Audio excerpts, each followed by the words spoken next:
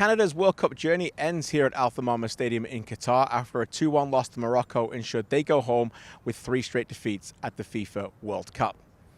It is a disappointment, but it is also a remarkable experience for a young team that know they will be hosting the World Cup in 4 years. Tonight was a similar story than the game against Croatia.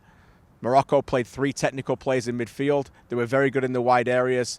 Quite frankly, they were superior to Canada in most major areas.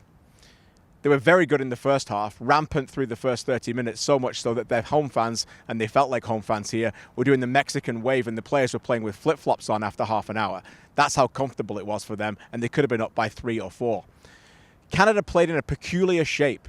4-4-2 again, but with Alphonso Davies on the right-hand side, arguably one of the game's finest left-backs, robbing us all of an opportunity for him to go up against the best right-sided team in this group. In the end, Achraf Hakimi showed the world-class star that he is. He was man of the match. When I asked John Herdman about this after the match, he said that he preferred Tajon Buchanan in that position because he is more of a two-way player for Canada. In other words, he gives more work without the ball than Alphonso Davies does in that position. Fascinating insight to see what will go forward with this player, Alphonso Davies, and what position he will play. He was moved into a different position during the match. He played as a striker and was not very effective in that position either. Apart from scoring a historic goal, it wasn't a great World Cup for Davies, whose set pieces in the game were also not very good either. There was still positives. Lots of positives for Canada. Tajon Buchanan was undoubtedly their best player here. Scouts have been talking about him. Whenever he gets the ball, there's a roar in the crowd, a genuine excitement. When I spoke to some of his teammates after the game, they praised him to the hilt. Many people like Atiba Hutchinson used the word brave. Others just said he is simply not intimidated. I spoke to Tajon Buchanan and he said he had a thrill of a lifetime here at the World Cup and he never felt intimidated himself. How he played in this World Cup was a remarkable positive for Canada. Junior Hoilett was very good as well, Alistair Johnston and a few others. Richie Laryea played well in this World Cup, and it was puzzling to see him not start in this World Cup as well.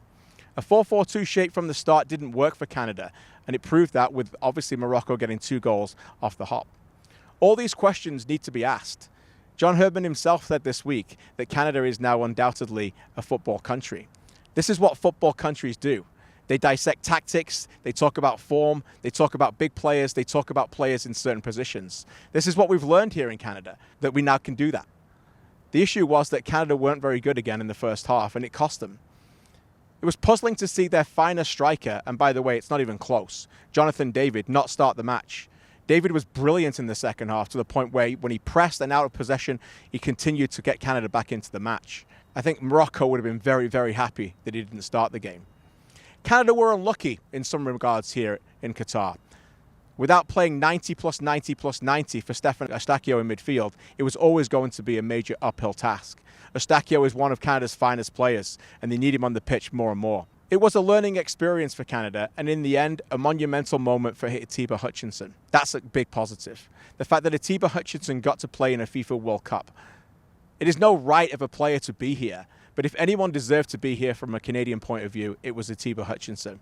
This is a player that has been with this program now for the best part of 2 decades. He's seen the lows, real lows, and now he gets to witness the real highs. Speaking to him after the game, he was the last player out, fittingly, as he enjoyed every moment. It is probably his final game for Canada. He didn't confirm it, but he did say he was very close. What a career. 101 caps, just a class man on and off the pitch. Learnings now for Canada go forward, where young players will be able to take this experience into 2026 and definitely benefit because of this. Final thought is this. It was an absolute joy to watch Canada play in the 2022 World Cup. There will be no other World Cup like this. In 2026, as I said earlier, they will host, and it goes to a 48-team World Cup. Canada earned the right to play here. They got here because of the way they played in CONCACAF World Cup qualifying.